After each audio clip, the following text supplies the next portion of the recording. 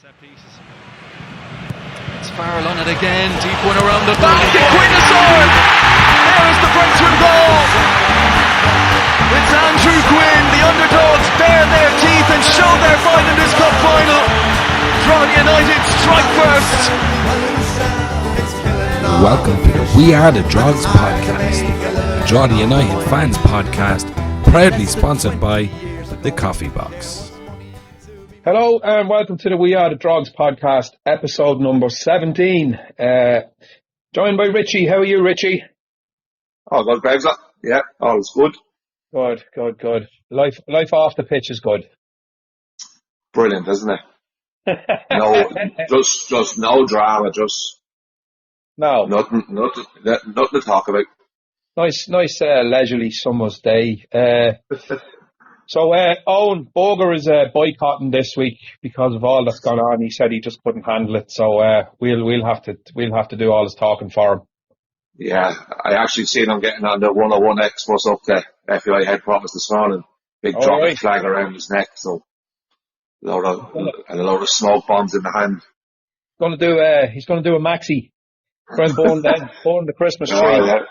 The FAI, yeah. R.I.P. Maxi. Yeah, absolutely. Jesus Christ. That man took action when it was needed. Yeah, absolutely. He stood up for his club, didn't he? Fucking did. My God. Sure did. Yeah. But anyway, look, Richie, before we kind of talk about kind of matters on the pitch, it just feels a little bit redundant now. It feels like a kind of, not a waste of time. Obviously, life goes on, we have games to play, but yeah, there's no point in talking about any of that until we talk about the massive decision. If anyone out there is listening to this, I presume you know exactly what we're referring to, but just it needs to be talked about anyway, is the decision by the Court of Arbitration for Sport to throw Drogheda out of the Conference League, the first club ever to be thrown out of the Conference League for multi-club ownership, as far as I know, where we've been made an example of. So yeah, your thought? Yeah, it's grim, isn't it? It's just even listening to you say that there, the first team to be kicked out of Europe, and it's just so grim. Like, and I'll be honest with you, I was confident leading up to it that we'd be okay. Like, just stuff you're reading online and that, and you're listening to other people and that. You're like, yeah, okay, they had to jump through a few loopholes and that. And I'd imagine you were going to get that done, but it just didn't happen, you know. And when you're dealing with UEFA, you just don't know what you're up against. Yeah, I have to say, I was reasonably confident. I mean, I wasn't very, very confident, but I was kind of 50-50. I mean, why wouldn't you be? Because you're listening to the club, and then we heard Kevin say that he was very confident going into it. I think that was in his interview on Friday at the Pats game. And you're kind of going, we couldn't be this unlucky, could we? Drogheda United couldn't be the first club ever. But, you know, in hindsight, of course we fucking good, because there's a black cloud fucking follows us around. If we didn't have bad luck in this football club over the years, we wouldn't have any. Yeah, no, absolutely. And look, in fairness, both of us have been around Drogheda a long time now. Like, we've seen some dark days, haven't we? But Monday goes down as one of the worst days ever, as a Drogheda fan. You know, and it started off brightly enough. I was talking with a few people Monday morning, and like, yeah, all confident, everything in place. They know what they're doing. Said, right, okay. And then just as the day went on, and then look, we're on the same WhatsApp group there, a few messages came through, and it was grim, wasn't it? And this was before the statement came out. It sort of broke in our WhatsApp group, didn't it? Yeah. And it's like, nah, this can't be happening, you know, this had a chance. Well, yeah, first club in history to be kicked out of it for these rules. Do you know what I felt like, Richie? And I hate saying this because obviously, you know, football is football, and, you know, no one died. It wasn't a death in the family, and none of us, you know, got the bad news from a doctor or anything, but it was like a boot it was like a serious boot in the stomach. You know the way when you really do get bad news and you're just sitting there and you're in a bit of shock, and then you're like, what the hell? Like, what the, you know, I was numb walking around the place for a couple of hours before I went up to United Park that night. And I know you said in the WhatsApp that you weren't even informed for going to the game. And I did notice the crew that normally stand behind me. There was 5 or 6 lads, and I didn't see any of them. And I'm not saying that that's why. Maybe they were away on holidays, or who knows. It was a Monday night game, and it was sold out and it was packed. But I was numb going to the game, and we'll get on to the actual game in due course. But and there was an atmosphere at the game. I'm not saying there wasn't, but it was very, it was the weirdest atmosphere I think I've ever been at a United game. Yeah, no, it really was. You could feel it. Like, I was sitting at home there just waiting to go to the game, and the news broke, and like the phone just started hopping then, and like you'd actually no answer. You didn't know what to say. You're like, as you said, you're in shock. Is this really happening? Like, I was in shock, and the 2 lads, and my 2 lads are big Drogheda fans as well. Like, they were just devastated. And like, and it's like so that now. Look, I've been a few trips to Europe, luckily enough, and I've Drogheda and yourself, but yeah. It's the young lads, isn't it? Like, it was the first trip away in Europe to see the team in Europe. Like, imagine saying that I'm going to see the team in Europe. It's massive. It was such a big deal, and like my 2 lads were devastated now. They did really well. We were definitely in shock. Look, as you said, nobody died, nobody's sick, but just that mood was just so low. It really was, and yeah, you could feel it in United Park then when you went in, just talking to the lads and saying, well, how's things? Shit, They didn't want to talk to anybody. I know. I had a funny experience where I was kind of getting into the car, and one of the neighbours knows I'm a big Drogheda fan, and he's a lovely fella. He's into football, but he wouldn't be into local football as much as me. But he kind of follows it, He's one of the thousands in Drogheda and all around the country that will always ask, "Oh, how did we do?" And they never go to a game. He's one of them people, but he's a lovely man, and he's like, "Oh, I just heard the news, and that's absolutely shocking," And you're kind of going, only we know how this feels, because we can say it's only football all day long. It's only football, but it affects your mood so much, too much. And don't get me wrong, I'm not, this isn't a good thing, but we both know that when you lose a game, sometimes your weekend is absolutely ruined, and then when you win a game or you draw a game you shouldn't have or whatever, it can just brighten everything around your life for the few days, before the next game. And it's hard for your wife, for, people who aren't necessarily invested in it as much as we are, but it affects everything around you, like. It really does, yeah. And like, you hit the nail on the head there. It's like, I'd often wake up on a Saturday morning, and honestly, God, it's the first thing I think about is the match the night before. I know. Win or lose. And if we win, you're hopping out of that bed. Yeah. Buzzing, absolutely. And then the first thing, man, last night. It really does affect you. And as you said, nobody understands that unless you're invested in it, like us and all the Drogheda fans. Like, we really are, as you said, invested in it. But it takes hold of you, doesn't it? Yeah, look, and I know sometimes I feel guilty about how much it does kind of affect your everyday life, and going around the house in a bad mood, and, coming in the door, slamming the door after being beaten, and, the missus not impressed, and, it is ridiculous. I heard Kevin saying that. I heard Kevin saying that a while ago as well there, like, going home and just being in absolutely foul humour, and, as much as it affects us, you can just imagine how it has affected Kevin and the players especially, like, Jesus Christ. Yeah, no, absolutely. And they've worked so hard, all the players and the staff, and like even the volunteers within the club, we all know who's involved in the club now. They put so much effort into it. And then it's just taken away from you and like, let's be honest, it was admin side, wasn't it? It wasn't on the pitch, it wasn't taken away from on the pitch. Yeah. It was that side of it, and which was totally out of all control for the players and the managers. You could do nothing about it. And even Bradley, did you hear Bradley's interview after the game? I did, I thought it was very good. Brilliant, yeah, I thought he spoke really well, and he was really honest, and he spoke like a League of Ireland fan, didn't he? He felt for everybody.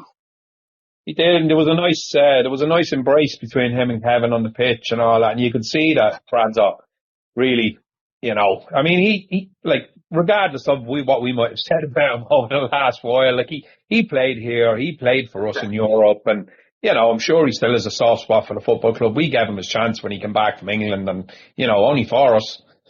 Absolutely. I'm sure he felt their pain big time. And I have to say, a lot of League of Ireland fans around the country were really, really supportive. We had the usual dickheads from up the road who were laughing and Yeah. ha ha ha, but which is fair enough because I would have done the exact same thing that happened to them. Of course. Yeah, that's football fans. But yeah, no, I definitely agree with you.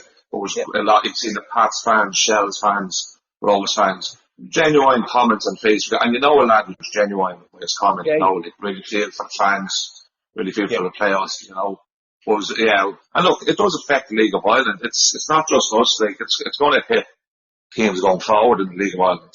And we should have had 4 clubs in Europe this year, we've only 3. And the whole point system and all that going forward is going to affect.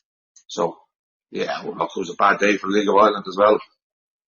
Yeah, the whole coefficient thing is being talked about quite a lot by the media and all that. Look, that's just for me at the moment. I absolutely just could not give a bollocks about the coefficient. I don't care. I'm not overly concerned about it. It's just there's too much personal stuff for us in this at the moment for me to be worried about other clubs.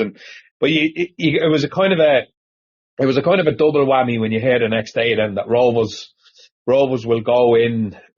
Rovers now go in seeded to the second round and receive more prize money because of what just happened. You're like, oh, that's just fucking great. Like, yeah, no, look, kicking the teeth. Yeah, but look as well. Like I was saying with you, I don't care about that whole thing. Like, what really affected me was like. We seen one of the lads put up on the WhatsApp. He got his young lad a Christmas present with the trip away to Europe. I know. Oh, no, man. It's I felt for, we won't mention any names, but you feel, and that's how close it is, and that's, as I said, it's the real fans who get hit, isn't it, on this? It's the fans that suffer. Like, I actually think it was by the stage of the money, what was it, 525,000.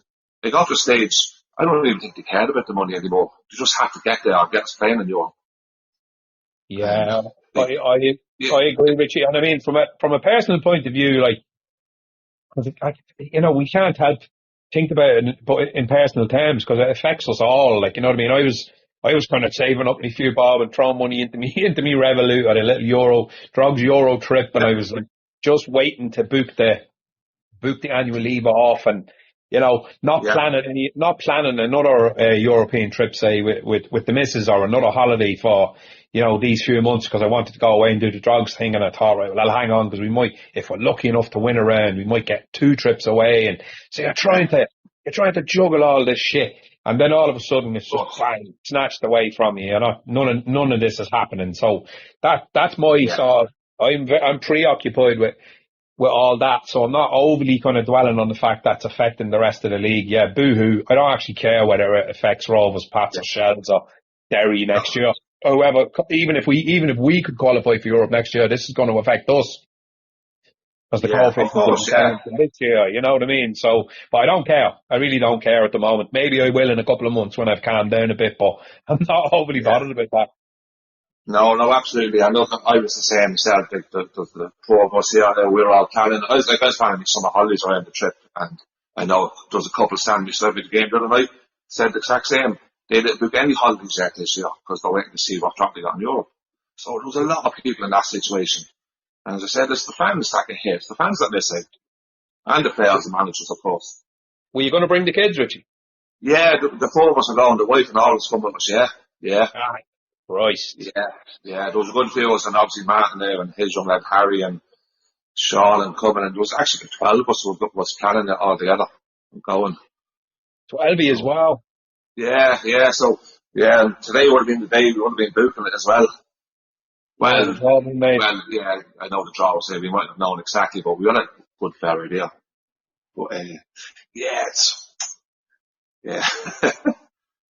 We're not going to get over for a while, have we? Yeah, no, it's going to take a while for this to all sink in.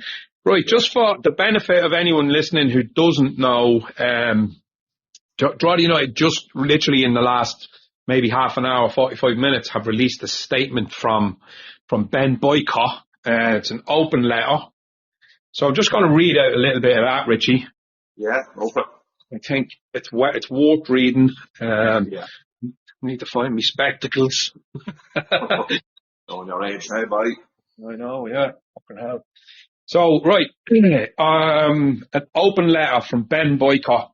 It says, to the directors, staff, players and supporters of Drogheda United Football Club, there have been several drafts of this statement with wise words and good counsel from lawyers, PR teams and trusted advisors, but I've set them all aside.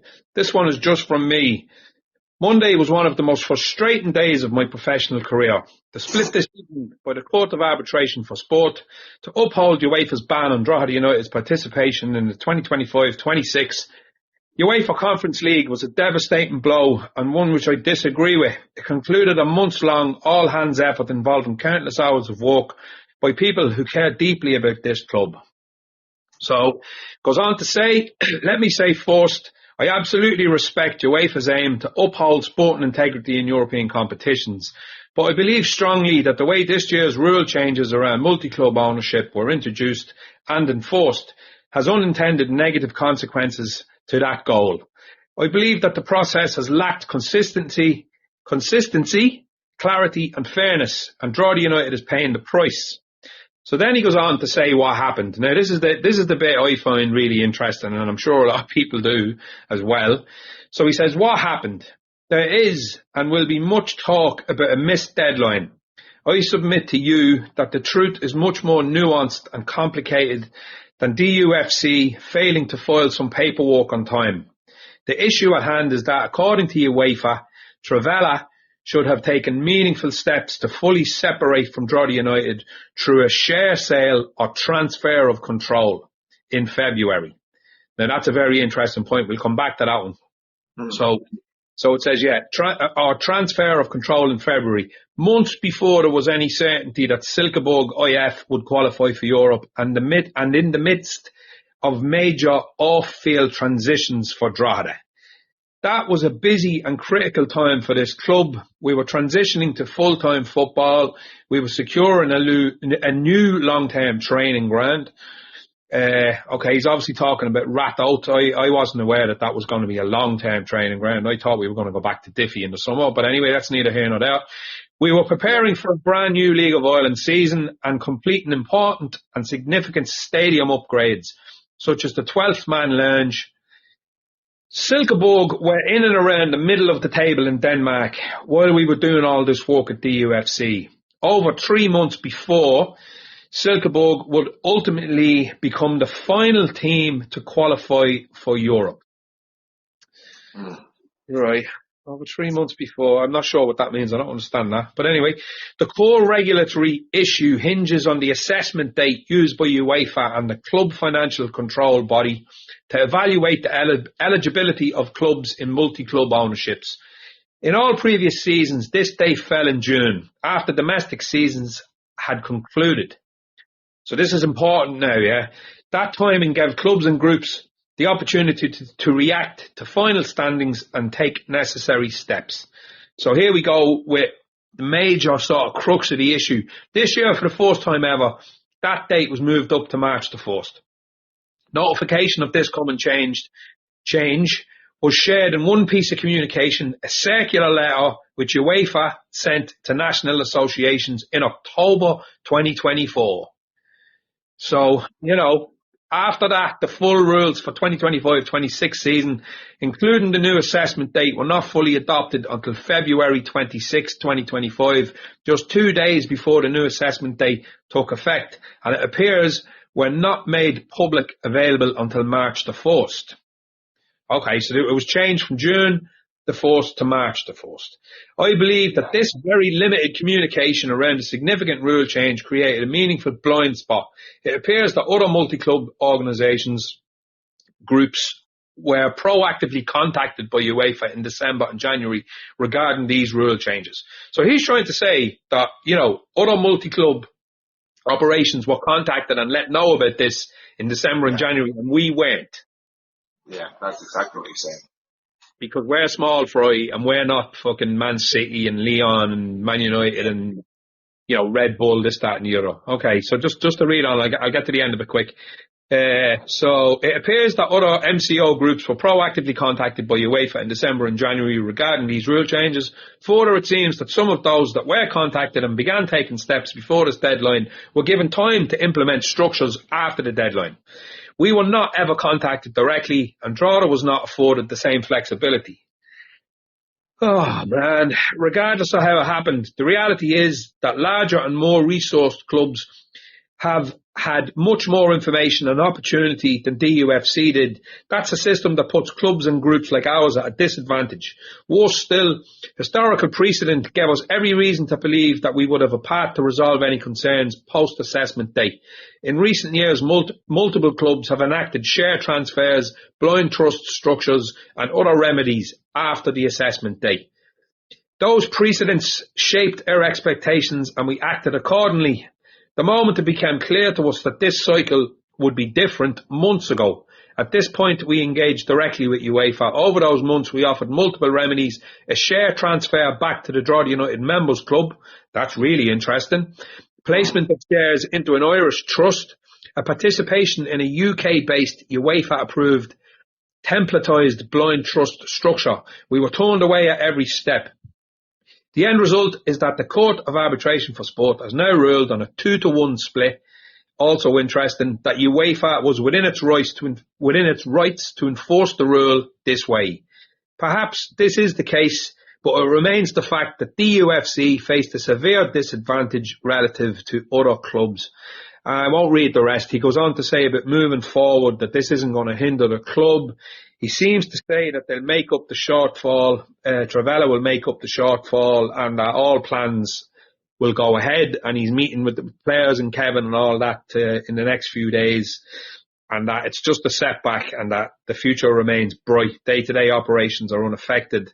And he's looking forward to cup defence and the league, blah, blah, blah. But,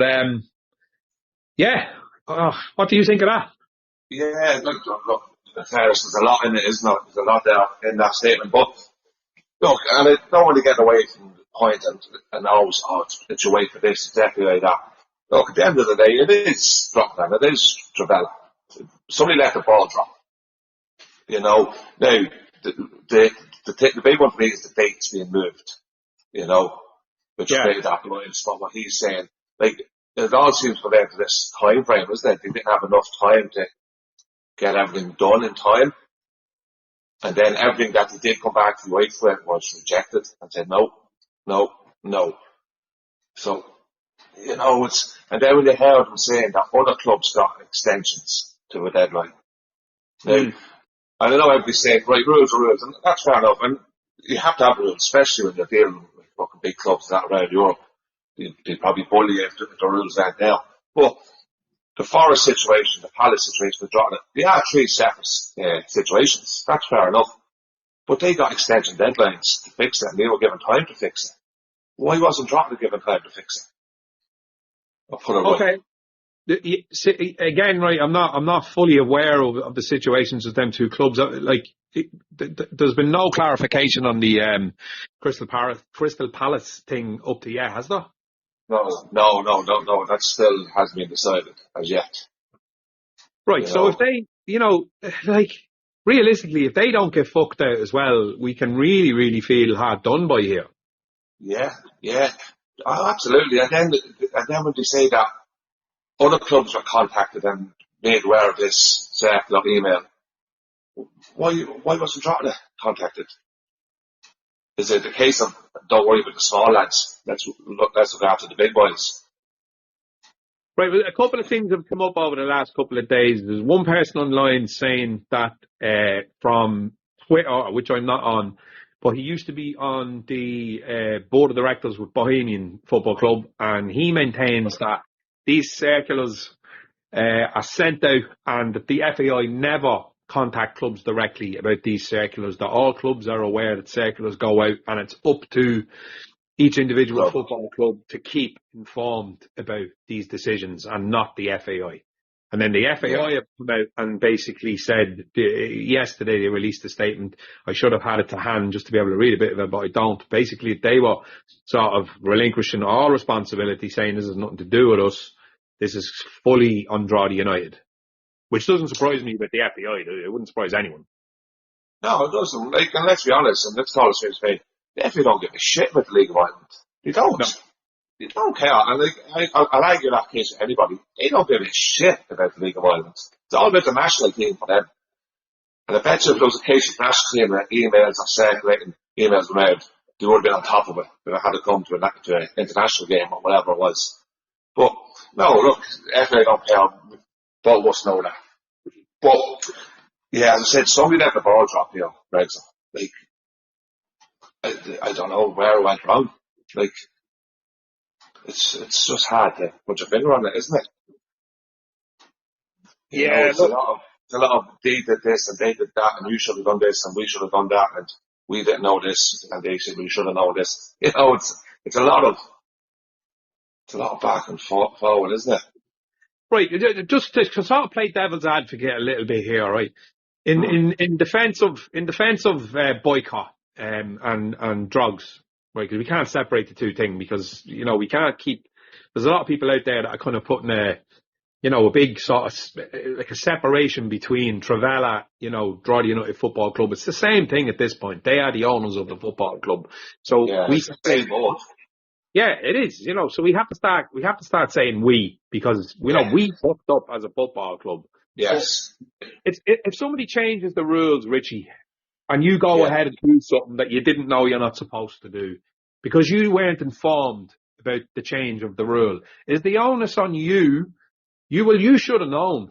You should have known you can't park here anymore because there's double yellow lines. And you go, well, I didn't see the double yellow lines and there never was double yellow lines here before. I've been parking here for years. And they go, no, you're still getting the fine. It's fucking 60 quid fine. You shouldn't have parked there. And you go, you should put up a sign to say no parking.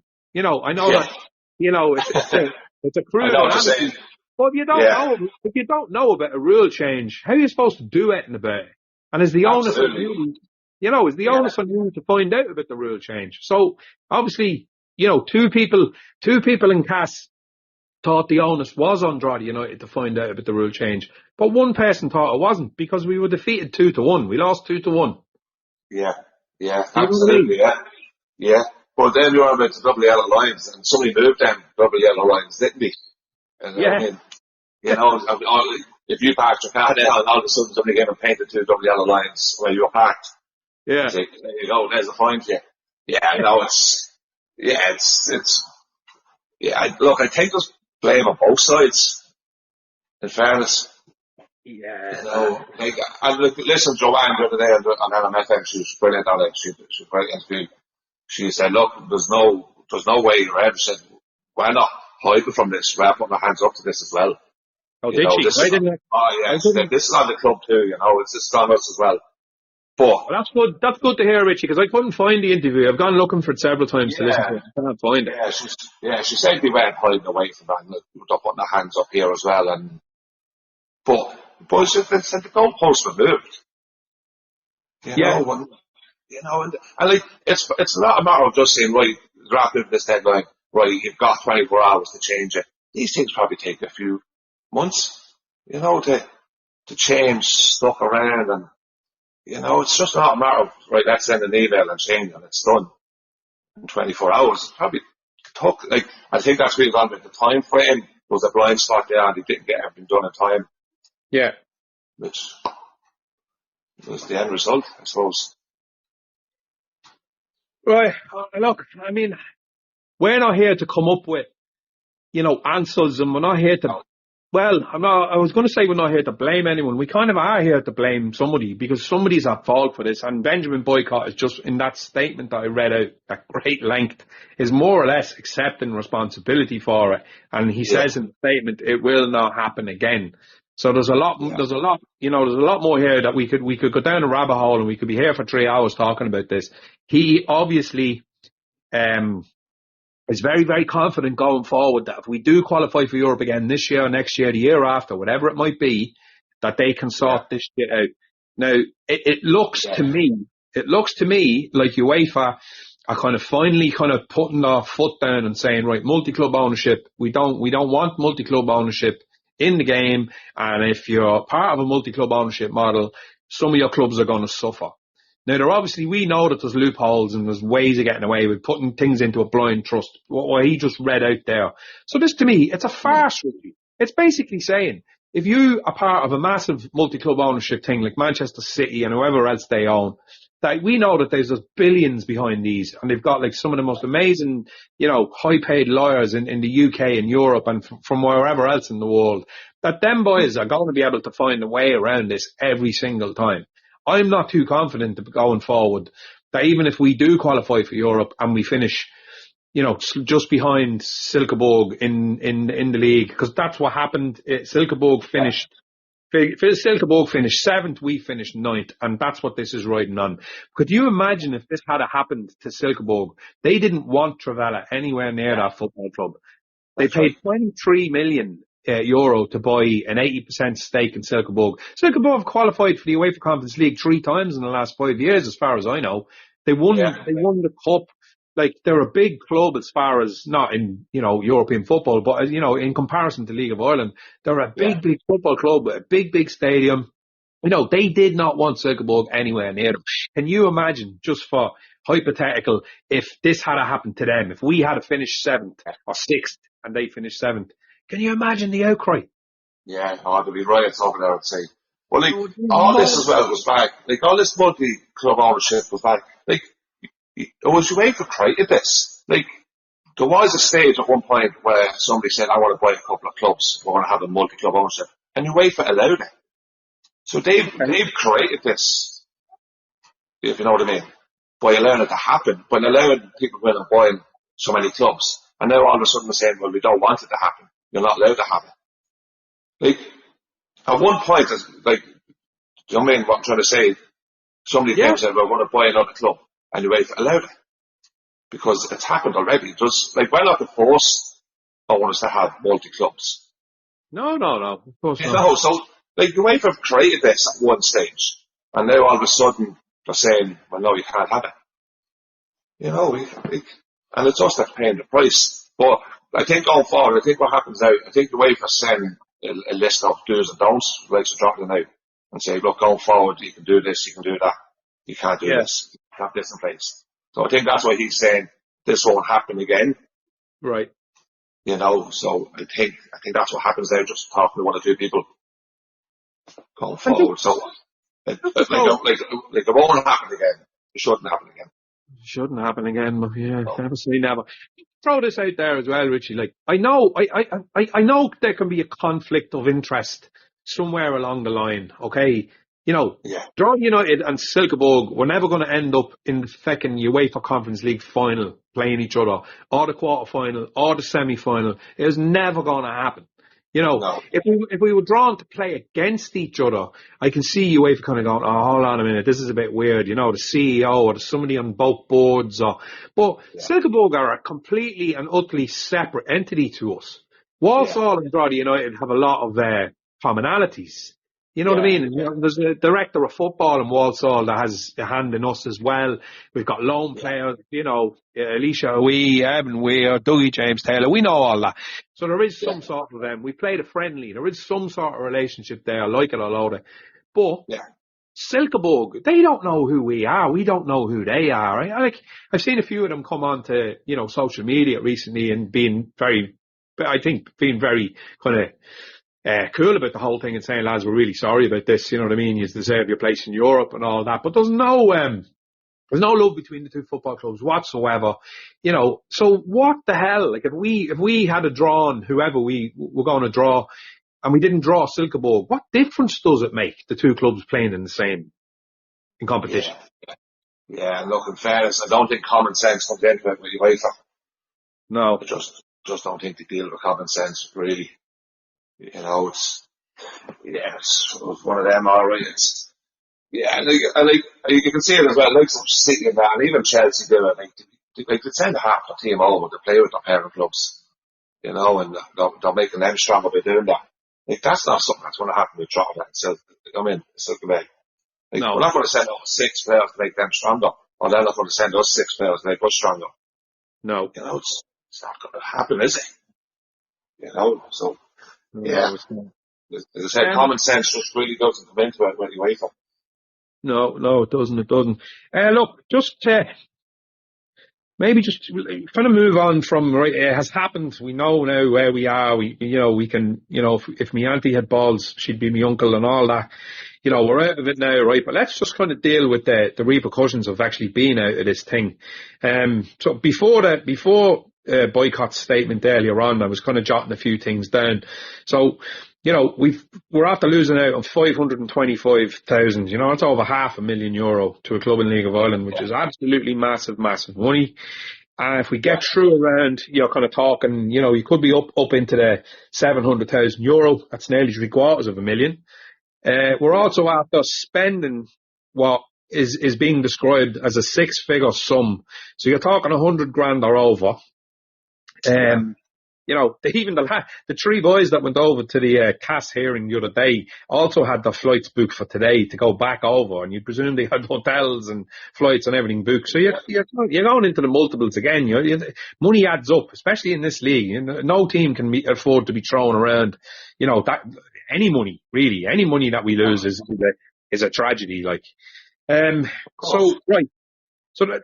Right, we're just talking about that money. Boycott has come out in that statement and more or less said that Trivella will sort of make up for any sort of shortfall. Did we budget for this year on winning the cup and qualifying for Europe? I'm not sure we did. We still have the second lowest budget in the league. Sligo Rovers being the lowest, Drogheda United being the next. If Trivella were throwing money at this project to try and win something, we would have had a much bigger budget than we have. So I don't think that's going to have a detrimental effect on our budget. Yeah, no, absolutely right. And to think about, last year, this time last year, we were sitting bottom of the league. We were adrift up on Dundalk. Nobody was thinking we were going to win a cup and qualify for Europe. No. You imagine walking out of Rory Park this time last year, and saying, lads, we're going to win the cup this year, we're going to Europe. You would have been laughed out of the place, wouldn't they? So I definitely don't think they were thinking of getting Europe so quickly. No. So I agree. I don't think they had it in the budget that we have to budget for Europe now next year and put the money into it. So I think they're ahead of themselves. I don't think they're expecting to get Europe within the first year. No, but what I'm saying to you, Richie, we won the cup there in November, right? So they had to sit down with Kevin and go, right, in the off season, what's our budget for 2025 going forward? Who do you want to sign? Who do you want to bring in? We brought in no big name players. We brought two players in from the fourth division. We hung on to a couple. We hung on to a couple who we wanted to hang on to. We brought in, a player from Dundalk who had been relegated, no disrespect to him. It's not as if we were going out there splashing the cash, trying to sign, let's bring in Richie Taylor. He doesn't have a club. He's looking for $3,000 a week. Let's get him in. We didn't make the same mistakes we made years and years and years ago when we did. So we were checkbook Charlies. We were going out and fucking signing every single player coming back from England that was worth anything. We literally, let's face it, we bought the success that we had around that time, which is fine. That's what modern football is all about these days, I'm afraid. You have to be able to spend big money for success. But we were lucky to have a bit of success last year by winning the cup in the Aviva with feck all money. They pushed out the boat a little bit to bring in those players during the mid-season break, which we're coming up to now in a couple of weeks. So it'll be really, really interesting to see if Trivella and if the board and Drogheda United are going to say, right, lads, we have royally fucked this up. We owe the players that are there now, and we owe the supporters and the town and the wider community who come up there in the numbers every week. And it's been brilliant over the last couple of years. We need to continue this now, and we need to throw a few bob and bring in some fresh players in this window, because we really need it. We know that. We're going to have a talk about the football side of things now in a moment. Yeah. And, I really like to think that, they're going to reward Kevin, and they're going to pay the players the bonuses that they're owed for Europe, because going into Europe, the players make more money out of it, and it's big money to them, lads. Absolutely, yeah. No, absolutely, yeah. And I don't think, as you said, they didn't throw stupid money at the team this year. As you said, you had a couple of players. Now, what they did do, they went full time, which was obviously the cost. All them changes and a bit of work done around the clubhouse. I know We were people doing that say, anyway, Richie. We what's were going to that? go full time. We were going to go full time anyway. We were, yeah, but it was still going at a cost, wasn't it? There was still a cost behind it. So I think Yeah, but we didn't just do that because we won the cup and we got Europe. We were going full time anyway. we're going full time, yeah. Well, I think what I'm going to say, I think they're building it slowly, aren't they? They just didn't Yeah. go at it, building it Yeah. slowly. But I think now's the time, and I know it's, we're all to this kind of, but they definitely owe us, Greg. They owe us. You know, and the old Kevin, the old Doherty, 3 or 4 players in this transfer window. And why not go and push for Europe now this season? We're in a great position. Yeah. Who's saying we can't get Europe through the league this year? Yeah, we're still in third. We're still in third. We've only lost 4 games, 3 of them against Rovers, who we all know are pissing the league and have stupid money compared to the rest of us. But Yeah. they definitely, I think it's a great opportunity for Doherty to go to now, lads. Come on. Now's time. Come on. Let's hit it. Let's get 3 or 4 lads in here. You know? And I know somebody said the other day, oh yeah, but you don't have Europe to offer them. Yeah, but you can offer them a few quid, can't you? Yeah. You know, fucking pay them a few quid. Get some, just don't get any 4 players in for the crack either. You should go and hit a couple of good signings. You know, push for Europe again. Yeah, look, no, absolutely 100%. I jotted down a few things as well. I was just like, again, sort of in the repercussions of what's after happening to us. Like, there's a good chance we're going to lose Warren Davis. And again, people are saying a 6-figure sum, so you're talking 100 grand or whatever. Which to me, we got more than that for Andrew Wogan. And to me, Warren, he warrants more money than I would imagine we got for Andrew Wogan, which I think was 120 grand or something like that. So I don't know about Warren Hall for 100 grand, but look, if he goes, he goes. Apparently there's a Bundesliga 2 club and there's a few sort of lower league clubs in the UK and then there's one in Italy, Serie B, I think it is, and blah, blah, blah. It's irrelevant. But, if we're going to lose a player like him, we're going to have to replace him. And that's going to be difficult in a window to bring in somebody who can score you a few goals. I mean, he hasn't exactly been massively prolific over the last few, but he's been away on international duty and, you know what I mean? I'm not knocking Warren. I'd love to keep him. I think he's been really, really good. But we could potentially, right, and again, we don't know this, but we could potentially lose Warren. We could lose Dougie back to Walsall if he decides to go back. Alicia's out injured, and he could be out injured for the majority of the rest of the season. Like, that's 3 massive, massive players for us. So even if we bring in 3 or 4, I was hoping we'd bring in 3 or 4 on top of what we've already got. But we're talking about, potentially losing two of our kind of strikers, Warren and Dougie, and then Alicia, who's been brilliant since he kind of came back. So we are in a bit of a pickle here. So you would really love to see Travella stand up and go, right, hands up. We're really sorry about what's after happening and kind of throwing more money at this than they anticipated that they would have to. And I think they should. Yeah, yes, so do I. But I remember saying this last year, the last transfer window last July, and said this would test these lads there to see how serious they are. Because I said we were bottom of the table, and I said we'll know now the next transfer window if these boys are serious. And they did step up. Like, we brought in Dennison, we brought in Farrell, we brought in, who else we bring in? Dougie. Was it Dougie? Dougie came in that time. I think it was 5 or 6 players came in that time. Bulger came in and scored against the Dark in the Cup, didn't he? His first game. So they did step up that time last year. So I'm hoping they do the same again. And I think even more so now they have to. I keep saying it, they owe us. They definitely owe us, and I'm sure they know that themselves. But just on Warren now, then I hear Warren turned down 1 or 2 moves to stay with Drogs and play in Europe. Yeah, that's what I heard. Yeah, so I don't know, will he all of a sudden, will the club go in for him now in the next window and take him? Or will he finish the season out with us? We just don't know. I think it's looking more likely that he's gone, Richie, just from what you're reading and what you're hearing around the place. And I think he's gone. Yeah, what is he, 7 goals this season, has he? 7 or 8 goals. Yeah. And if you look at the top goal scorers in the league, there's only Borkes and 9 or 10 maybe. Elding's the same. So he's up there with them. Yeah. You know, but I think Dougie will still say, you know that? Do you reckon? I think so. I think Doug will see the season out. Well, I was reading that today that Walsall have extended his contract, so that could mean one of two things: that Walsall are extending his contract so he can stay with us till the end of the season, or Walsall are extending his contract so they can bring him home.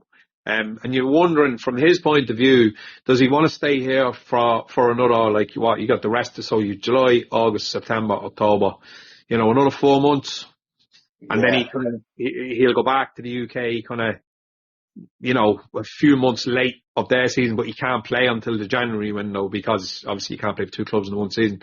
So, you know, he'll miss another kind of half a season in Walsall. You know, he has a choice to make.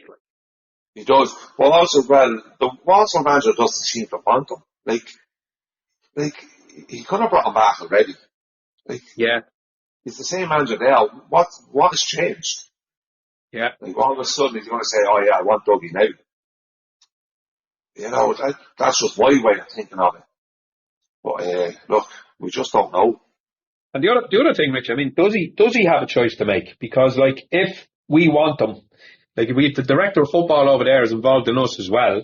So if we want him and Kevin sits down with them, like, he won't have a choice. He'll just be told, right, you're going back out on loan. If he signs his new deal, which he did, I think. He'll just be told you're going back to Drogheda until the end of the season. Yeah. No, absolutely. And look, as I said there before, like, I've met Dougie a couple of times. He loves it here. He loves Drogheda United. It's not as if he's not enjoying his time here. Oh no. He is very happy where he is. But is it going to be his decision? We just don't know.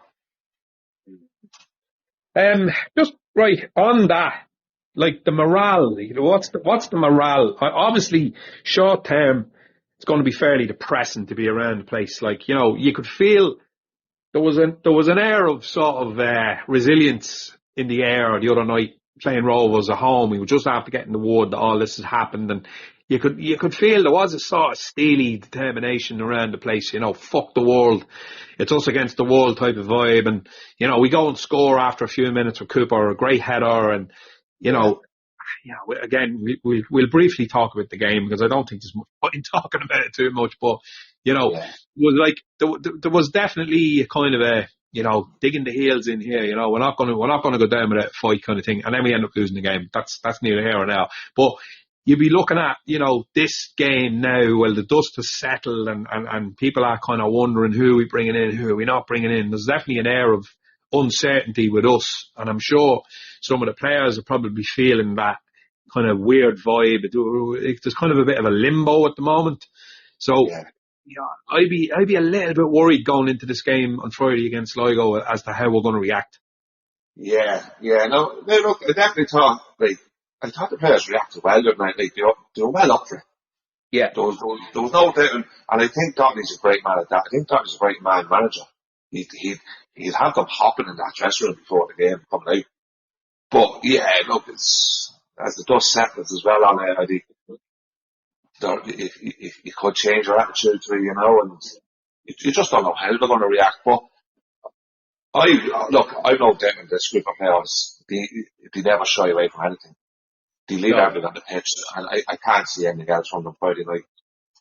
You know, and we've said.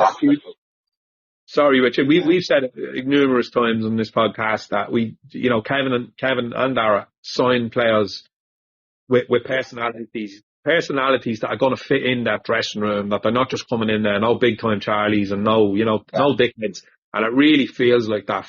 He puts together a good group, and I know that's become a real cliche in football. Oh, they're a great group, you know, they're a great group. And Kevin's always saying it, like, oh, they're the best bunch of lads I've ever worked with and all that. But I genuinely feel that he thinks that, you know what I mean? So you'd like to think going forward from here on in that it's just like, right, lads, we're in this together. There's nothing we can do about it. This is the club we play for, and this is who we want to play for, and we love playing for, and for the supporters who are coming out in numbers. And you know, we're going in the right direction. We've been doing really well in the league. Let's just dig in here now and see what we can do between now and the end of the season.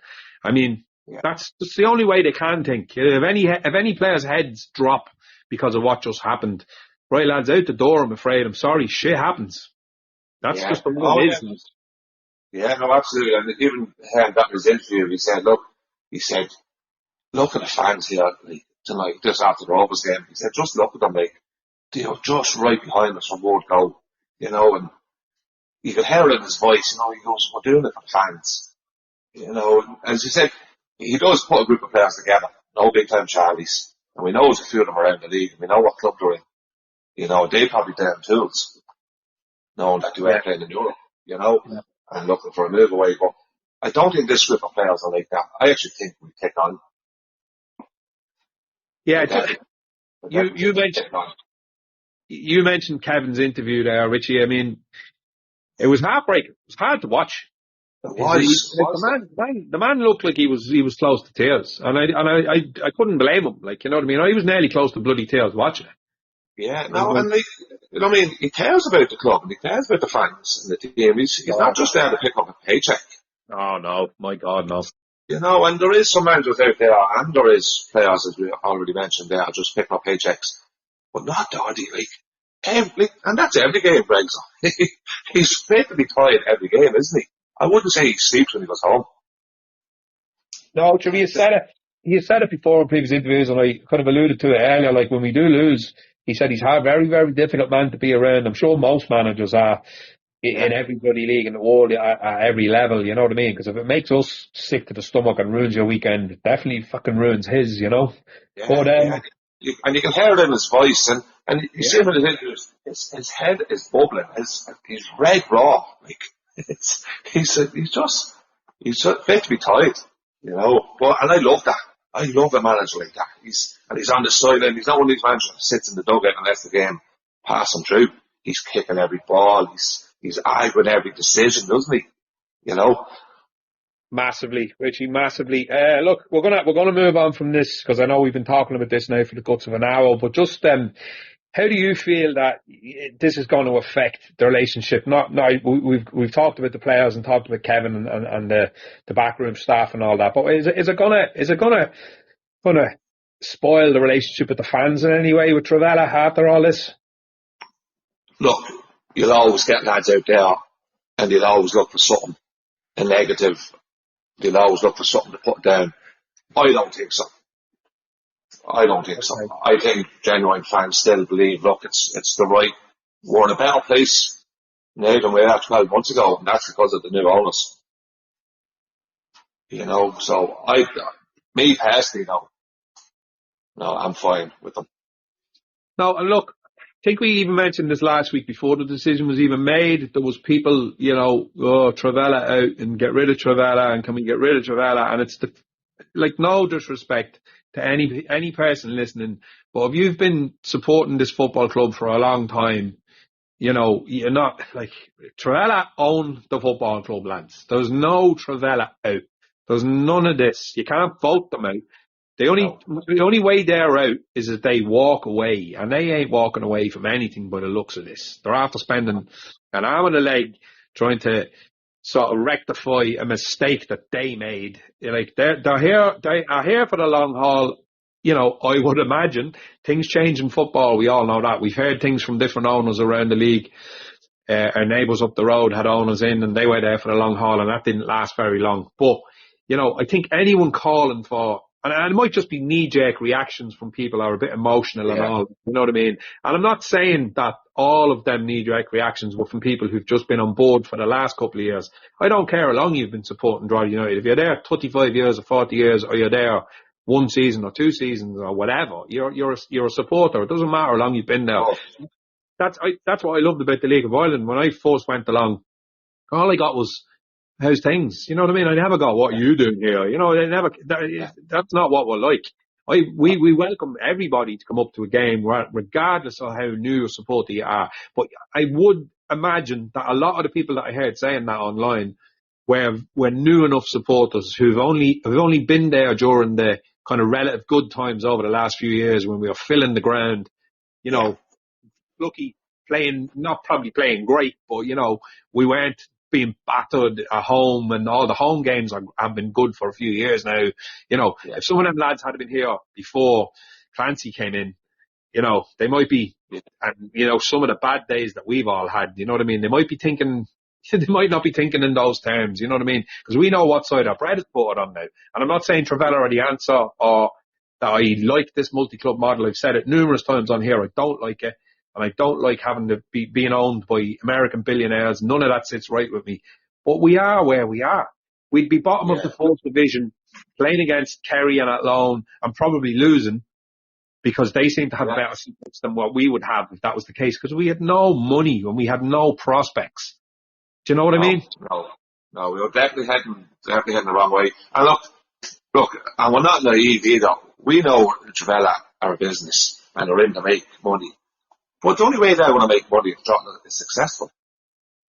Yeah. So, you know, if for them to make money, they have to invest money, which they've already done, and for us to be successful, then they make money.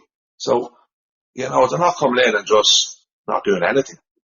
You know, their plan is to make Drogheda successful. Drogheda successful, we make money. It's plain as simple as that. And as you say, look, they're here. Right, you might not agree with them and you're entitled to that opinion of multi-club ownership, but they're here. And it's the way forward now. There's no looking back. No, there's no looking back. And you raise a good point, because the only success financially that we're ever going to have is qualifying for Europe, because there's no money in Irish football. We all know that. I mean, the money for winning the league is a pittance. The money, is there any money in winning the cup? I don't think there is. So the only way you're going to make any money and making a profit in Irish football is it's unheard of. I mean, every single club from Pats to Shells and all that just have sugar daddies pumping money in. And there's no way, going to Europe, they might be able to recoup a little bit of this money if you get through a few rounds. I'm sure Rovers are doing all right money-wise, but they've got Dermot Desmond or somebody throwing in millions into it.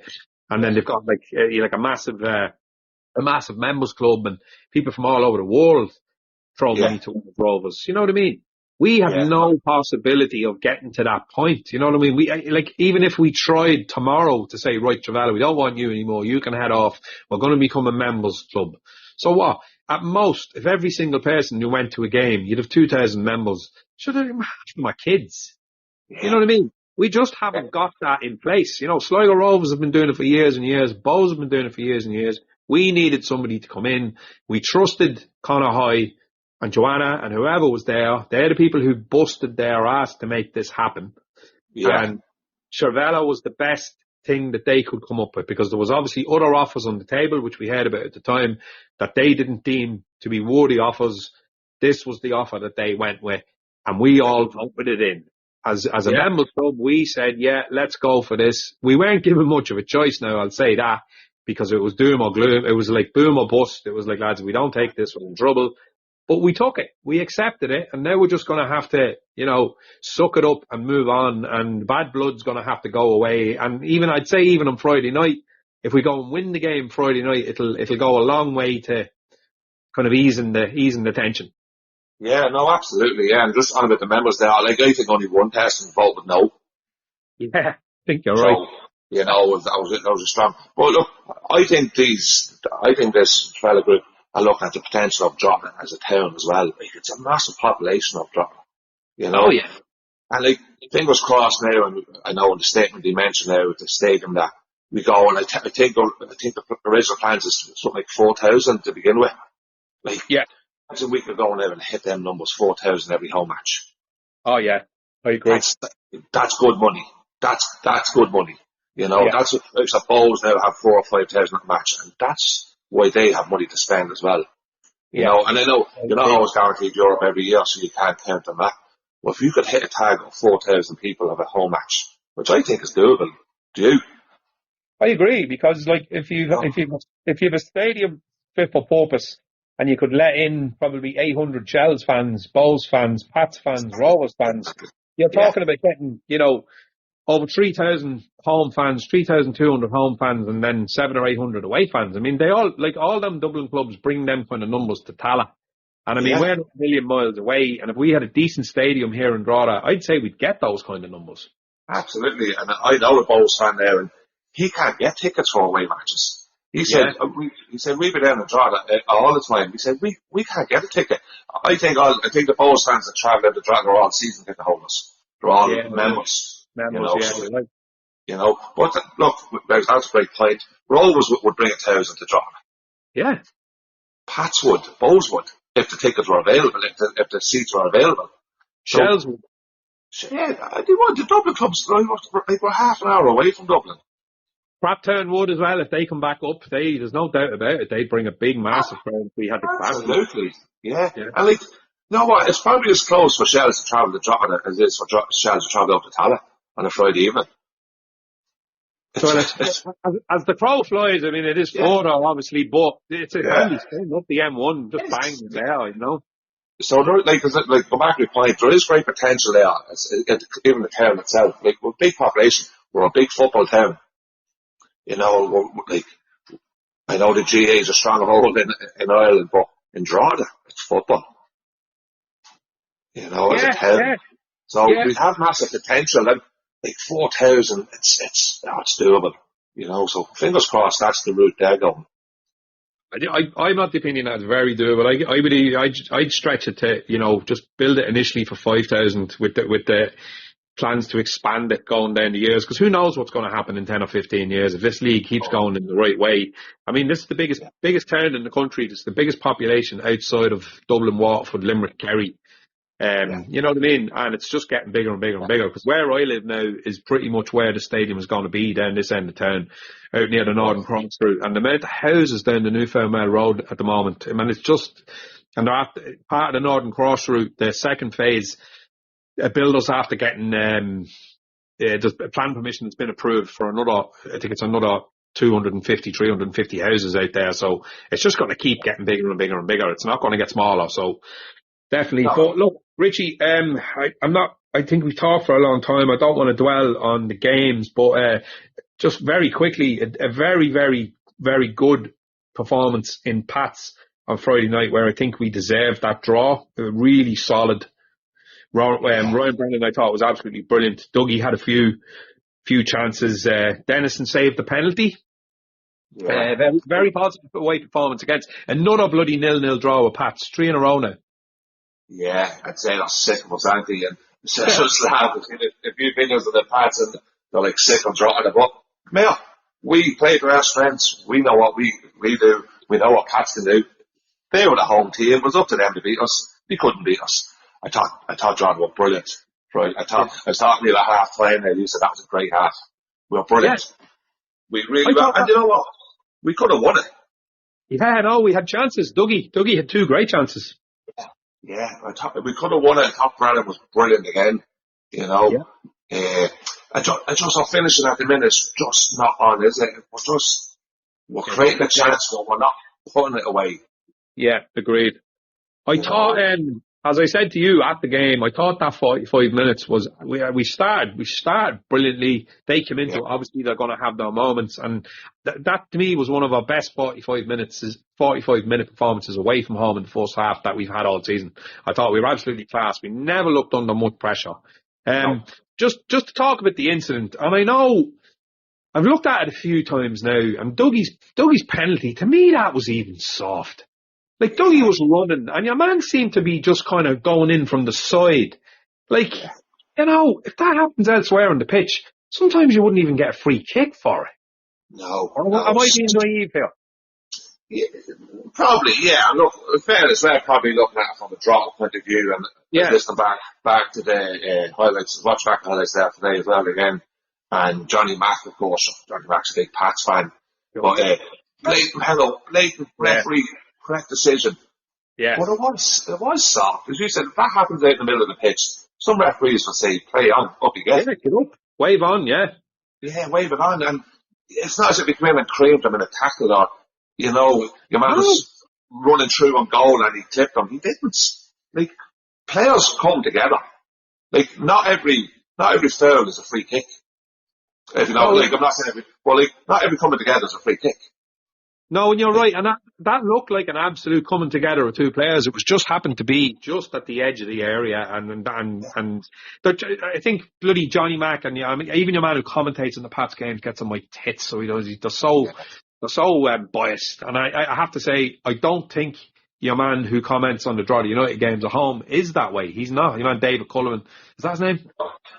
David Sheehan, is it?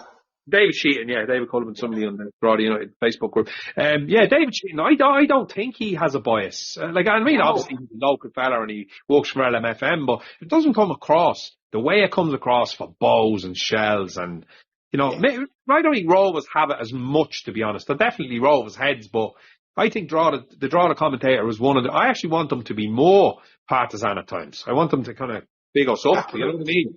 He puts us through. Yeah.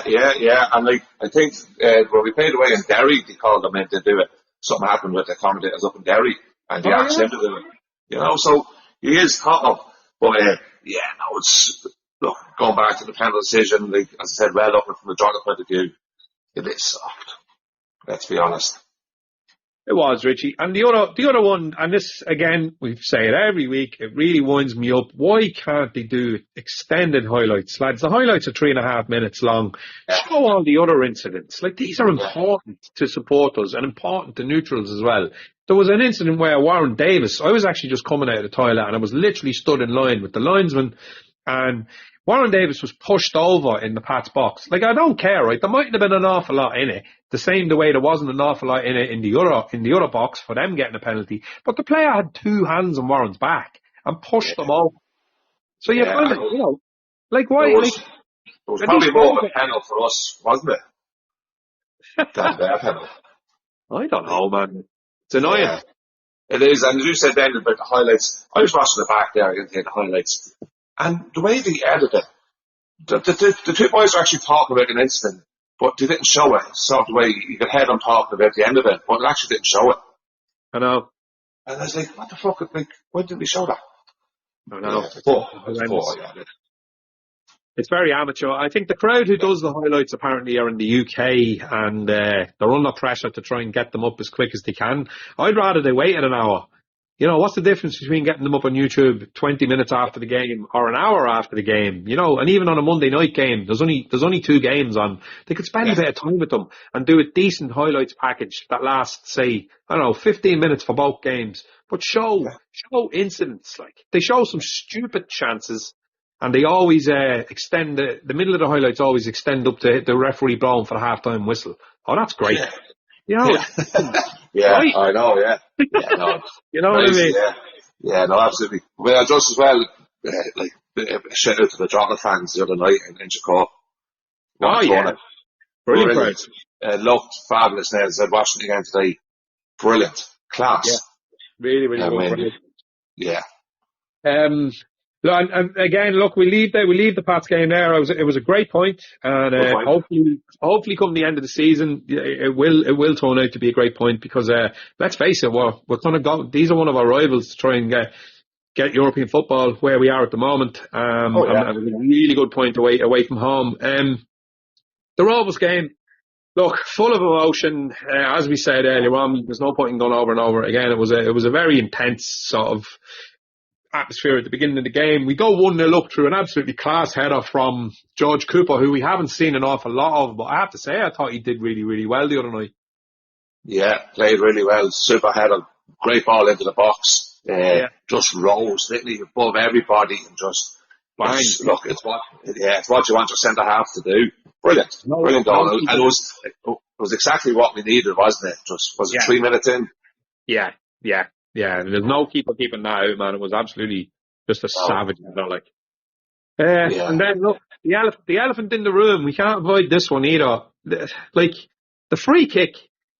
Again, I can't see it back anywhere. Why can't I see it back? It was a massive pivotal moment in the match, and the powers that be decided not to show us it. Why not? You know what I mean? Yeah. What did you make? Yeah. Well, when the ball into the box and Dennison caught it and the usual Dennison, he falls to the ground. It was great. But all of a sudden, I always look at the lines. I don't know why I always do every chance to see. But the lines will start flagging, waving the flag. And I'm like, the Rovers lads must have threw something on the pitch. Yeah. I thought he was calling the referee's attention. And all of a sudden, you could see all the players around him. And I said, did he just give a fucking penalty? I thought he gave a penalty. So did I. You know, I was like, what the fuck? And then, but I thought he made a great point. There were 700 Rovers fans still behind that linesman, right in line with that. Not one of them called it. Not one of them shouted handball. You know, and you do get that. Like, fans see things and the reaction is handball. Yeah. But none of them called it. And then if you lads, Rovers fans in line, Aaron Green noticed it. He didn't as fuck notice it. He's a moaning little shit anyway, that Green. He's always moaning to the referee after every decision, whatever happens. He didn't see it. You know, so I don't know what the linesman see him or what he was looking at. You know? Like somebody again has said, we slowed it down and it was looked at 3 or 4 times by the commentators. They couldn't see anything. Kevin said he'd looked at it 3 or 4 times. He couldn't see it. And somebody freeze framed it. And apparently the ball flicked off his fucking finger. And the linesman, the only person in the whole ground to see it. When is the last time a linesman has made a decision like that? Yeah. We have been screaming that linesman for years, and for all this season there's been stuff going on in the pitch where you go, Lino, have you not seen this? Did you not see this? And they keep the flag down. They don't help the referee. Linesmen don't help referees. I don't know what they're there for sometimes. But this time he decides, no, hold on a minute. Draw the need another kick in the bollocks. I'm going to intervene here. How sure was he that was a handball? I'd love to know. I really would love to know. But come here, the fact then it took, say, League of Ireland TV or whoever was watching it, a couple of replays and a couple of slow motions and a freeze frame, and probably still didn't notice it, but he noticed it there and then in that split second. Oh yeah.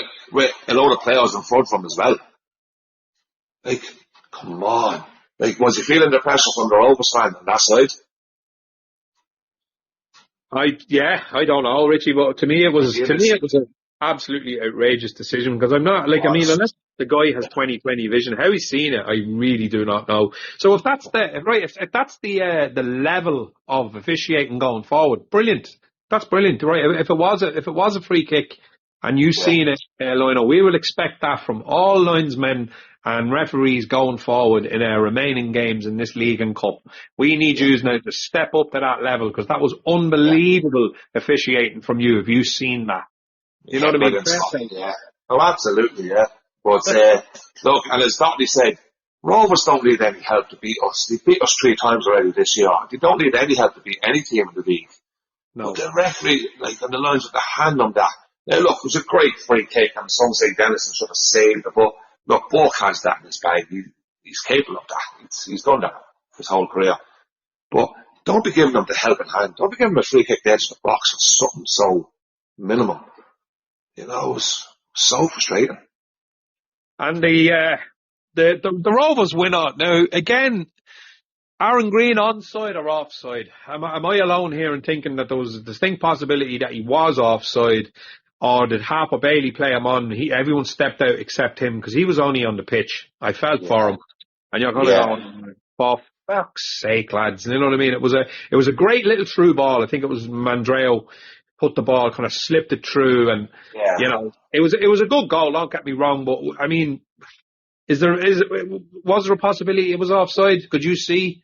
I couldn't see now where I'm from, so I wouldn't like to call anything on it, but it happened so quick, didn't it? As you said, a quick little ball around the corner, like, it caught Keely, it caught everybody off guard. I seen Keely was flat-footed watching back the highlights. I just couldn't see if it was offside or not, to be honest with you. But, I think if anybody was playing him on, it was Harper Bailey, because he was literally just on the pitch about 2-3 minutes beforehand. Well, look, right, let's be somewhat objective here, right? I felt like we were hard done by with their first goal, with their equaliser. Going in at half time would have been a huge boost, and you know, obviously Rovers would have come at us hammer and tongue in the second half, but there's a good chance we could have held out for a fairly massive win. It would have been brilliant, but we didn't, because I think Rovers completely dominated the second half. They showed up, started playing balls around us, brought on 5 players that would just walk onto any team in the country. And we just can't compete with that. We have to be honest about it. I mean, they're destroying everyone lately, and we were bet fair and square.